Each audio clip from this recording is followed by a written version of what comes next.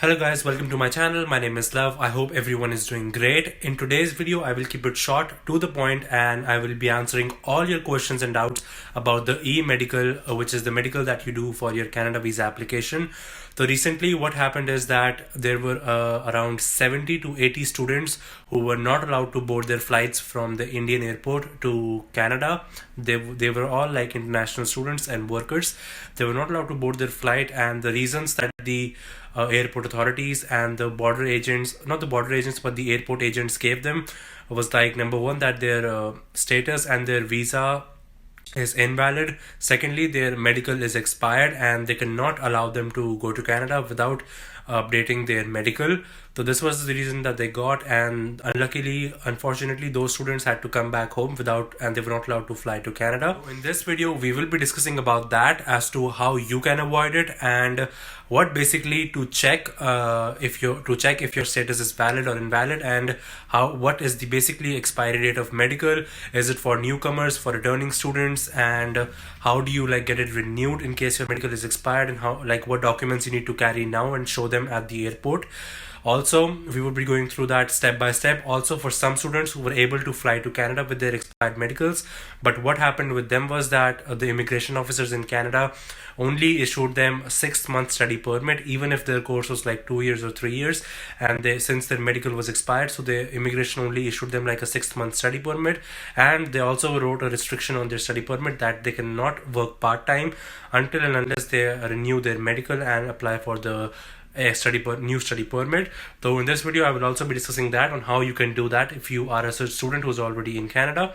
So guys, make sure to stick to the end of the video. I will be showing you tweets from them. I will be showing you the written proofs and everything that you need to know step by step to avoid such a problem. So without wasting any time, guys, let's begin the video. Okay, so firstly, let's clarify for those students who are actually returning to Canada and for those workers who are returning to Canada and it's not their first time. So to clarify for them, because they are really confused right now if they should get it done or not. So for them, no, you guys do not need to do your medical again if you already have a study permit or a work permit, and if you are returning to Canada, so you do not need to do a medical again, even if you have been staying in India for more than 6 months or not. To show you the proof, here's the tweet on your screen. As you can see, the IRCC replied to a student who was also in the similar situation. He was the one who was returning, and this is what IRCC told him, that he do not need to do the medical again. So here's the proof of that. Okay, and now for those students who are currently in India, so first of all, let me show you guys like what is happening at the airport, in case you're wondering if it's true or not. So here's the video that was sent to me by someone who actually was in a similar situation. So here's the video of what is currently happening at the Indian airport and what are these agents saying. मतलब हमें जाने क्यों नहीं दे रहे हैं? ये आपका inactive है, बोर्डिंग पास नहीं निकल रहा सिस्टम से। तो बोर्डिंग पास तो हम किससे बात करें फिर? हम इसी से बात करिए ना। हम तो अभी आप यहाँ तो इंस्टेंट रिफंड देंगे, क्या करा के देंगे? तो फिर मतलब हमें जाने सुबह हो जाएगी, निकलनी पड़ेगी। वही आप सुबह हो जाएगी, निकलनी पड़ेगी। And besides this, I received so many messages from you guys in comments and my personal messages saying that they experienced the similar thing, like they were sent back to home and they were not allowed to board their flight because the officers and the agents didn't let them board because of their medical. Also, if you haven't traveled yet and if your medical is expired, if you go on your GCK account, if you log in, you will see like there will be on your GCK account saying counterfoil status invalid. So here's the screenshot of that. Someone sent that to me. So this is what it will show in your account. So if this is what is showing on your account, this means that your medical, the e-medical, is expired and that you need to get it renewed before you travel to Canada. So guys, make sure to check this before you fly. Make sure to check the date of your medical before you fly, and only then fly, because then you will lose so much money in tickets, hotel bookings and BNB bookings, or anything that you book. And so many students have already suffered that loss. That is why I'm making you aware, so that you guys don't face such problems and losses. So basically, if your status is showing invalid, if your medical is expired, so to check that, because some people are confused that is my medical valid for 6 months, is it valid for 12 months? So the answer is it is valid for 12 months from the date you do your medical. So let's say I did my medical on 7th April 2020. It will be valid till 7th April 2021. So even if you're flying on, let's say, 1st April, 5th April, or in the month of March, you would be good. But if you're traveling on the 7th April or on the 8th of April, then they might stop you and they won't allow you to board your flight. So in that case, you would have to get your medical renewed again. So now, since we discussed all of that, like what to avoid, and so basically what you guys need to do is, how do you get your medical renewed and what do you need to do? Let's talk about that now. Okay, so the first step in case your medical is expired, if it has crossed 12-month mark, is to book an appointment with the IRCC medical doctor. So the same doctor that you did your medical with before to apply for your Canada study visa or your work permit, you need to book an appointment with him. I'll also leave down a link below for these doctors and to find a doctor near your location in case you're doing it and you cannot find the location. So I'll leave the link down below. You can find the doctors from that link as well. Make sure to give them a call because currently due to COVID and all the lockdown and restrictions, it's really hard to get an appointment and only certain limited number of doctors are doing it. So get an appointment with them, go visit them and do that medical all over again. Now, one thing that not many people mention about is once your medical is done, so basically it's the doctor who sends your report to IRCC and then it gets updated online. But they also give you an extra copy of the e-medical receipt that they do, which has your UMI number. So make sure to carry that receipt with you to the airport next time when you go flying. Don't leave it at home. Make sure to carry that as a proof that yes, you did your medical again and it's in the 12-month mark. And that's the first important thing that you need to keep in mind. The second thing is, once the medical is done, once the doctor tells you okay you can go home, they will send it to the IRCC. When you get home, make sure to raise an IRCC web form. I'll leave the link down below again for the web form. Make sure to raise the web form, fill it out and write that you did your medical and request them to update it on your application as soon as possible because you're looking to fly to Canada sooner. So do that. So these are the two steps that you need to do. Carry that report in your hand and raise the web form to be on a safer side. Now you can go ahead and book your flight and fly to Canada. Make sure to carry that receipt with you and you won't have any problem and they won't stop you here in India. Okay, so this was for those people who haven't traveled yet and who are yet to travel to Canada and are already in their home country. Check your medical date. If it's expired, get it done before you travel to avoid any type of loss and any type of situation or a problem at the airport. But now moving on to those people who are already in Canada, and if your medical was expired and you traveled but the immigration now has given you a 6-month study permit.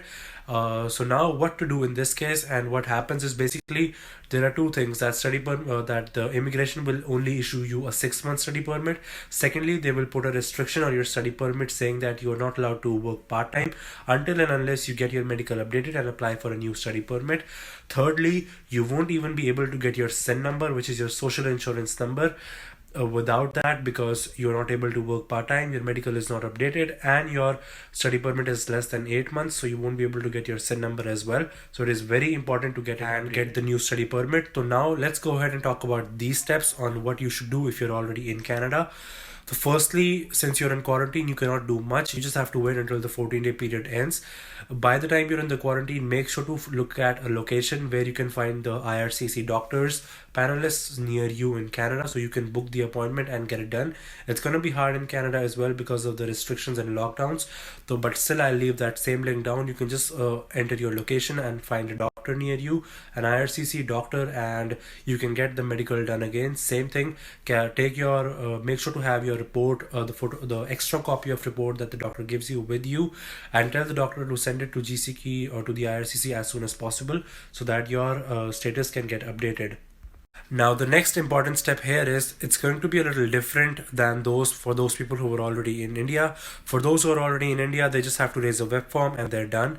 But for those people in Canada who were already issued a study permit and now they want a new and a different study permit without any restrictions, so what you guys need to do in this case is you'll have to apply for an extension of a study permit within Canada. So how do we do that? What are the steps we need to follow? Let me show you the website and what documents you'll need. So without wasting any time, let's get to the website and see what you guys need to do to apply for the extension. Okay, so as you can see, currently I'm on a website which gives us the steps to follow to extend your study permit in Canada. So basically, you usually extend your study permit if your course doesn't finish on the end date by the end date and you need to extend. But in this special case, since your medical was expired and you need to apply for an extension to get a normal study permit without restrictions, you need to follow the same steps. So basically, the thing is you can submit either online or by paper. But I think since it's COVID and the best and the faster way would be to apply it online. So if you apply online, you will answer a questionnaire, create a personal checklist code, sign up and log into my CIC account. So literally the same steps that you need to follow that you already followed to apply your normal study permit on your GC Key account. So we'll go ahead and also check it out how you can do that. So basically that's how you do it online. And the processing times, I saw it on their website, it says it takes around 57 days. So it could take around 57 days to get your new and extended study permit without restrictions. For the cost, it will cost you around $150, as you can see. For the application tips, they mentioned about the tips and the documents that you will need. So as you can see, it says you need the application form, basically the form that you need to fill to which is the IMM 5709. So make sure to fill this form and not any other form. So it says this is the form is the application to change conditions, extend or study permit or remain in Canada as a student. You need to enter your DLI, the DLI of your school. To check the DLI of your school, I'll also leave down a link to read the DLI number of your school, so you can read and copy that DLI number. Don't copy this number. And then it starts with make sure it starts with O. Second is your UCI number, which you get along with your application number. You need to have your document number and your valid passport, your proof of means of financial support, almost similar, which you use to apply your study permit for the first time. If you have a GIC, you can use your GIC certificate and proof of that, and you can use your school fee receipts, which you used. If you can also show proof of means of funds which you will use to support yourself in Canada. Like if you have a forex card, you can show statements of those. You can show your parents statements if your parents are supporting you in this. Similarly, it's literally the similar steps that and the similar documents that you used to apply for a study permit in the first place. Next thing is your letter of acceptance, which is your letter of acceptance from the college. So make sure to get this letter from your college, the updated one, which is the up to date. And it says so the returning international students are required to provide a letter of enrollment, but since you're applying for your medical, you need to have a letter of acceptance, the normal letter of acceptance from your college, which has to be up to date, and proof of medical exam, of course, if applicable, which is the most important, which is the reason why we're applying for it. So it says you're required to provide proof of medical exam only if you have a medical exam performed by a CSE authorized panelist within the last 12 months. So you get that medical done, you need to use that copy, scan it, and apply it with your application. So basically how to do it, I also have opened the CIC IRCC website. So basically it says extend your study permit, how to apply. I'll leave this link down as well. So it shows you how to apply and all the steps to extend your study permit and how applying online, no courier fees, your application may process quickly, all the steps. And it tells you the steps like you need, make sure to have what you need. You need a scanner and a valid debit or credit card, of course, to pay for your application fees, which is $150. And then read the instruction guide, the documents that you'll need, prepare your answers, and know the fees you have to pay. For that, you basically need to create an account or sign in. So most of you will already have a CIC, which is the GC Key account. So you basically need to log in and start a new application, and then click on the answers that you need. So let me show you guys what answers you need to fill for that. Okay, so basically what you need to do is you need to go ahead and go on Google and search CIC account login and just press enter. This is the first step, and you see the first link. You just need to click on the first link, and if you go down, it says sign into your IRCC account. So if you already have an account with GCKey or with your sign-in partner, which is your bank account, you can go ahead and sign in. If you don't have an account, you can definitely register your account. Just enter your application number and UCI number and link your application, and then continue. So let's say if I already have an account with GCKey, I'll open it up, I'll log in, and then after doing all of that, you would select like extension of study permit, and then you will see a questionnaire which you need to fill out according to your situation. It's literally the same thing how you do it. Again, if you have any doubts or anything, you can drop it in the comments. I will get back to all of you, but you can always follow the same step that you used to follow in your first visa application which got approved. After doing that, simply just apply for it, and then after that your work is done. You just have to wait for the processing time to be done, and then your study permit with the new medical and without any restriction for the period of time that your courses will be approved. Okay, so that was all about it for today's video, guys. I do hope you find this video useful and helpful.